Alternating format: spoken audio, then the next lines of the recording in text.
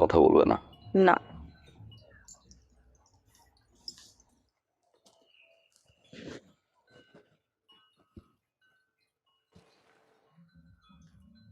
hello Rasel,